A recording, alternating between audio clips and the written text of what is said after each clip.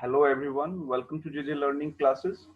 In this video, we are going to discuss the various topics related with the chapter 2 polynomials. So in this lecture, we have the following contents: value of a polynomial.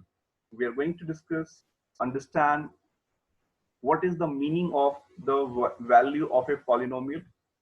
We will discuss about the zeros of the polynomial.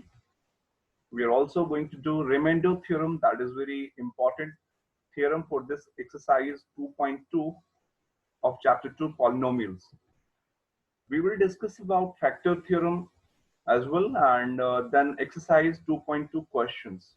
So these are the concepts which we are going to cover up in this video. So please watch the video till last so that you can have the better understanding of all these concepts or topics. If you have not subscribed JJ Learning Classes, please subscribe it so that next time whenever I will upload a new video, it will directly come in your inbox. So let us begin with the next slide now. Value of a polynomial. What is the meaning of value of a polynomial? If px is a polynomial in x, that is a variable, and if k is any real number, then the value obtained by putting x is equal to k in px is called the value of the polynomial px at x is equal to k. The value of px at x is equal to k is denoted by pk. Example, you can have various example. Px, we have the polynomial x square minus 4x plus 5, and in which we have taken x is equal to 4, that is a real number. So here we see that whenever we solve it, 4 square becomes 16, then minus 4 times 4 again 16, and plus 5. Finally, we see that the value of polynomial is 5. So what we understand here, we see we have taken a real number, that is x is equal to k, real number in place of the variable. So here we have taken 4. 4 as the real number, we have taken x is equal to 4, and that we have put into the polynomial px. This 4 is there in place of x, and we have solved x square minus 4 times 4 then plus 5, and we get here 16 minus 4, 4 times minus 16, and the finally answer is 5. So here we say the value of polynomial px is 5 at x is equal to 4, and simply this is called the value of the polynomial at a particular value of variable, that is x is equal to k, and k is 4 here. So this k is 4 that we understand from the solution. I hope you understood it, the value of a polynomial. Now we have next zeros of a polynomial. The real values of the variable for which the value of the polynomial becomes 0 are called zeros of the polynomial.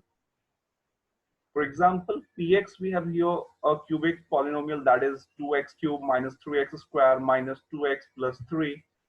If x is equal to 1, we take x is equal to 1 and we put it into the polynomial. As we found out the value of the polynomial in previous slide, here we have taken x is equal to 1 and we just put it in the polynomial. We see that in place of x, everywhere we have to put 1. So this is what we are doing, and finally we have to solve it in further step, and we see that it becomes 2 minus 3 minus 2 plus 3. So the result is here 0. So this is the value x is equal to 1 that makes the value of the polynomial 0. So here px becomes 0 for x is equal to 1. So what we can say here, we say that x is equal to 1 is the 0 of the given polynomial px. So that value of x for which, or you can say that value of variable for which the entire polynomial becomes 0, that is called the 0 of the polynomial. I explain you with another example. Suppose that you have a polynomial px, that is a linear polynomial. Polynomial px you have, and this polynomial px is equal to x plus 2. This is a linear polynomial. It's a binomial, you can say. So in this case, if you take px is equal to x plus 2, so for which value of x this will be 0? So it will be 0 for the value of x minus 2. So if you put x in place of x minus 2, then you solve it. So you say that it becomes 0. So this is the simple binomial x plus 2, and we see px minus 2 becomes equal to 0. So we say here minus 2 is the 0 of this px. So this is what we understand from this cubic polynomial also. That value of the variable which makes the polynomial 0, we call it 0 of the polynomial. I hope it's clear to you now, 0 of the polynomial. Next, we have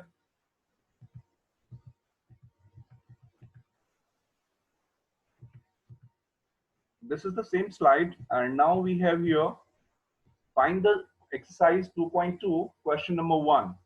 Find the value of the polynomial 5x minus 4x squared plus 3 at x is equal to 0, x is equal to minus 1, and x is equal to 2.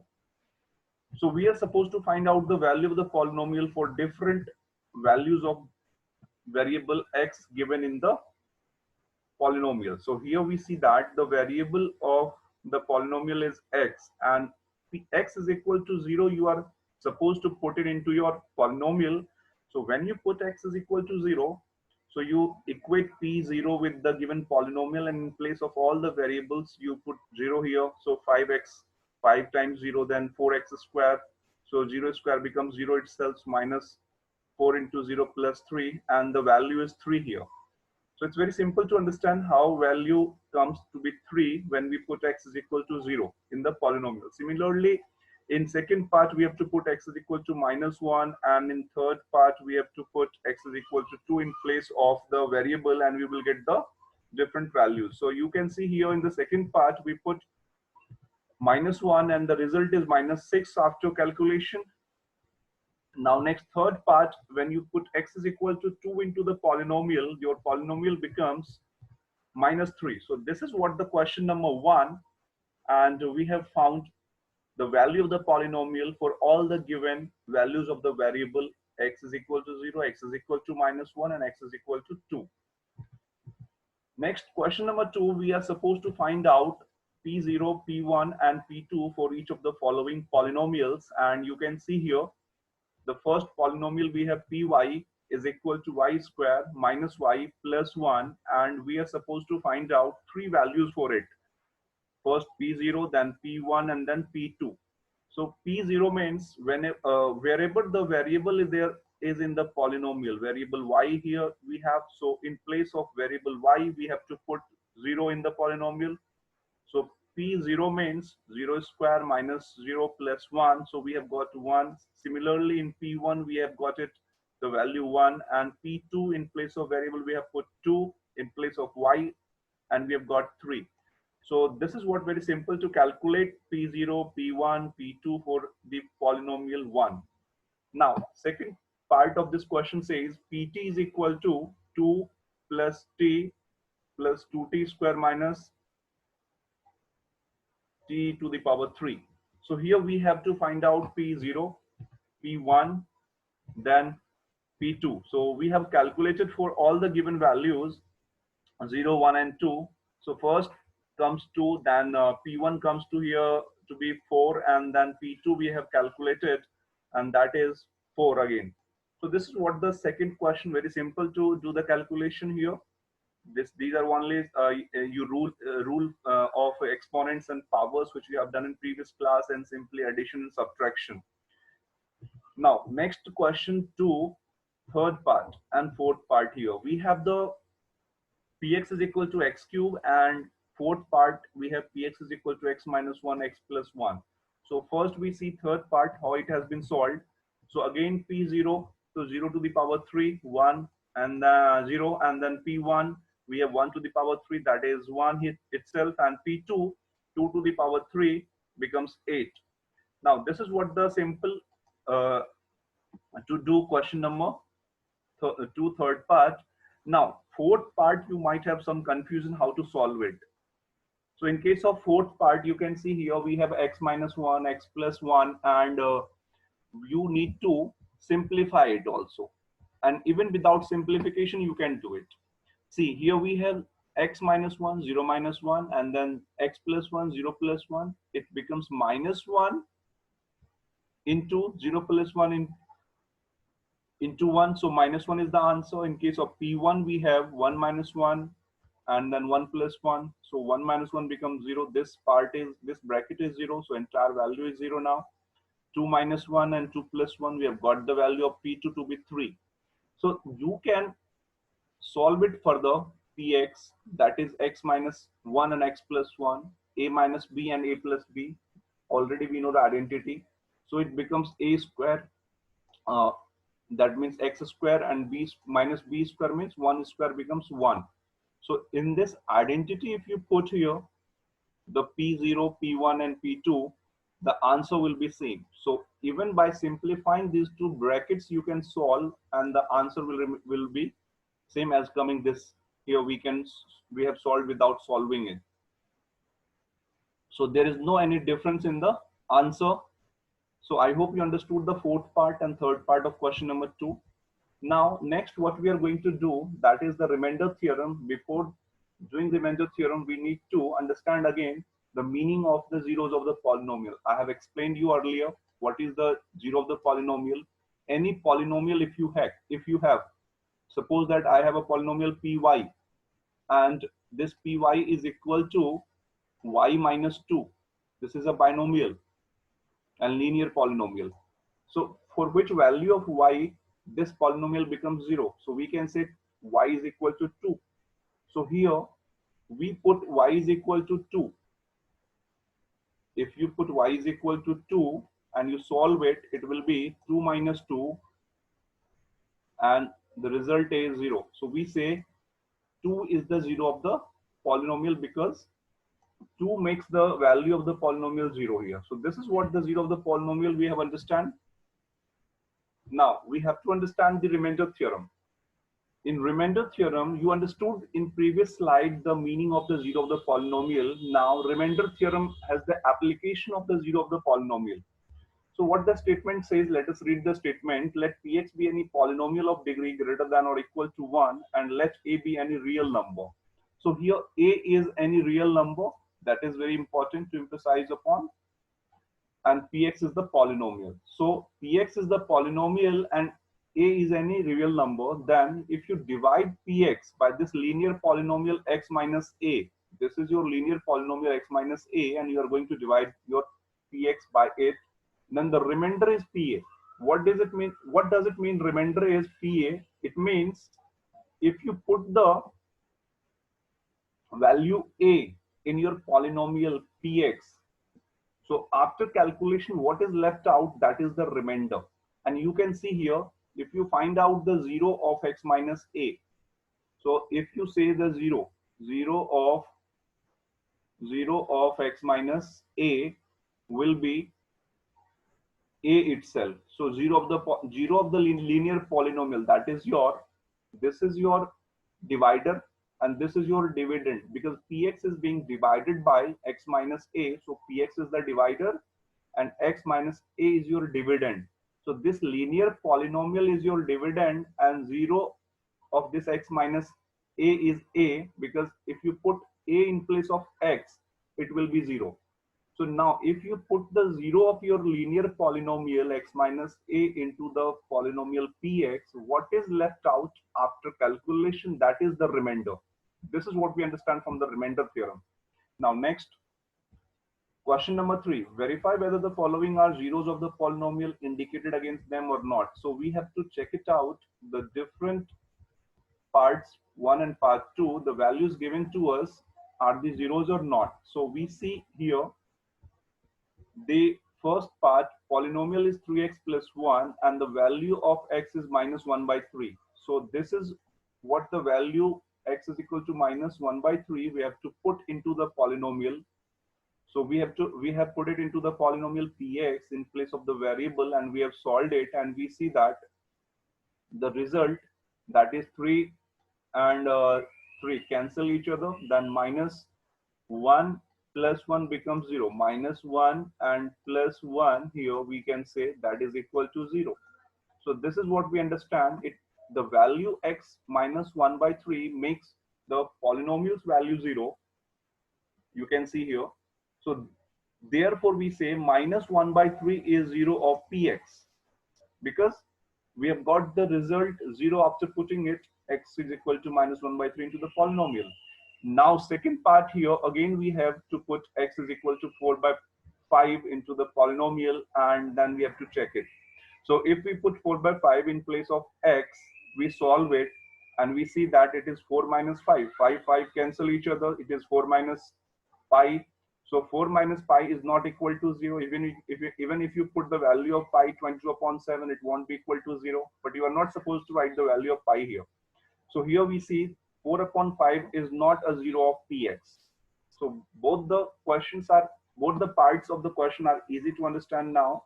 How do we check whether the given value of the variable is 0 of the polynomial or not? Now question number 3, third part, you can see again we have to check x is equal to 1 and minus 1, whether are they 0 of the given polynomial px x square minus 1 or not. So first we put x is equal to 1, and we say we get the result 0 here.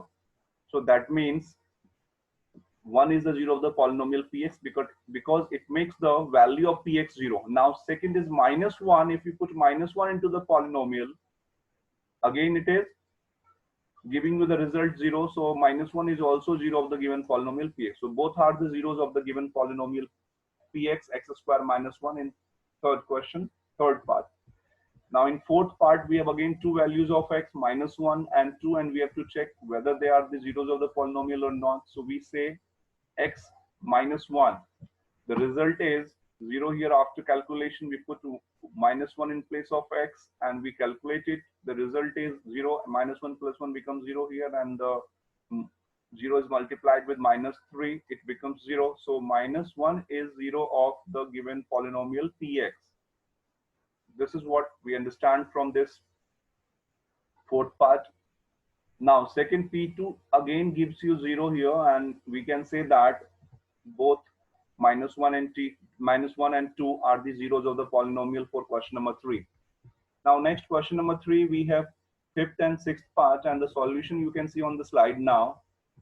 In the fourth part, we see here x is equal to 0. We are supposed to check it whether x is equal to 0 is the 0 of the polynomial or not. We have to put into the value into the variables place, and we have checked that it becomes 0. So 0 is the 0 of this px polynomial. Now px is equal to lx plus m, x is equal to minus m upon l.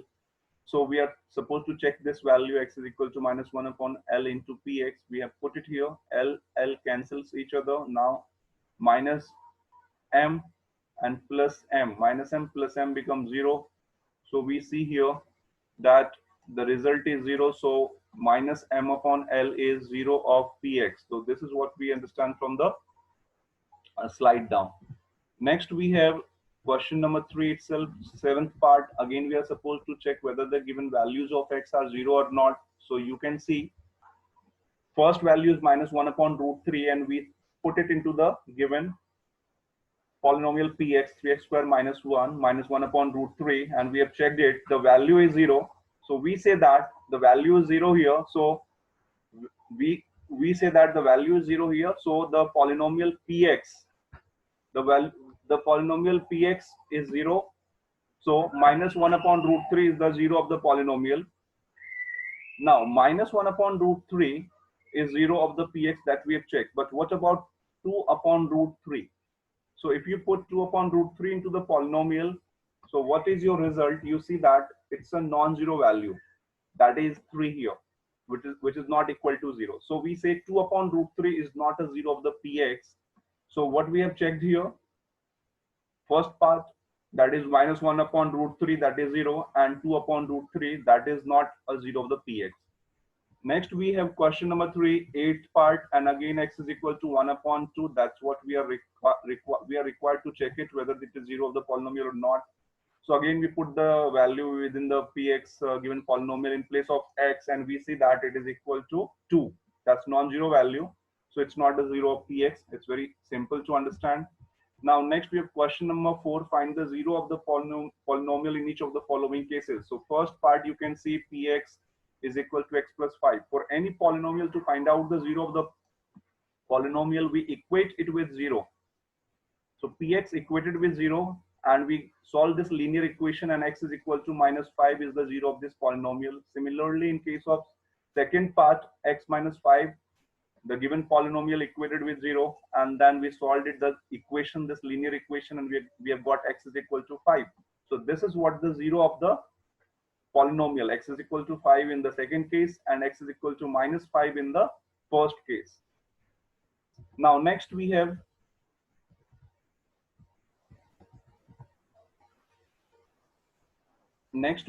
here question number 4. We have checked it. Third part, px we have 2x plus 5, and px is equal to 3x minus 2. So again, we have to equate it with 0 and find the value of x equating with 0, and solving the linear equation. 2x plus 5 is equal to 0. We have got x is equal to minus 5 by 2. That is the 0 of the polynomial 2x plus 1. In the previous slide here, in case of the second part, here 5 is the 0 of the polynomial. This is wrong. 5 is the 0 of the polynomial x minus 5, because we have got x is equal to 5. Now next, in case of the third part, we have solved it, and we have got that x is equal to minus 5 upon 2. And the second, next is fourth part. Px is equal to 3x minus 2, and we have got x is equal to 2 by 3 after solving it. So 2 by 3 is the 0 of the given polynomial 3x minus 2. So this is what very simple equations that you have solved in previous classes, and finding the 0 of the polynomial by equating it with 0. Very simple to solve such questions now. I hope you must have understood it. Question number 4, fifth part and sixth part now. Again, we are supposed to find out the 0 of the polynomial, and the method is same. The process is same here. Same process, we have taken px equated with 0, and we solve the equation, and it becomes x is equal to 0. That is the 0 of the polynomial.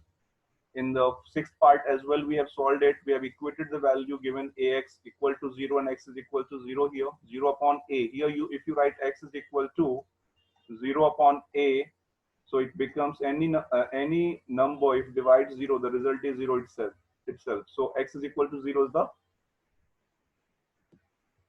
polynomial. Px is equal to ax. Now next we have this seventh part, cx plus d, and we are supposed to check that cx plus d, what is the 0 of this value cx plus d. So equated with 0, again solving the equation, and we have got x is equal to minus d upon c. We transponded plus d towards right side, it becomes minus d, and then c brought this side. We have got in division because c is in multiplication with x.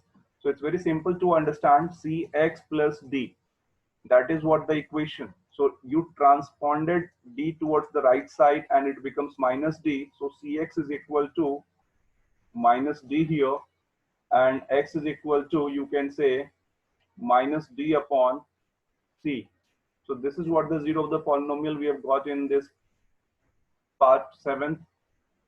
So minus d upon c is the 0 of the polynomial. So I hope you all understood the meaning of the value of polynomial, 0 of the polynomial, remainder theorem.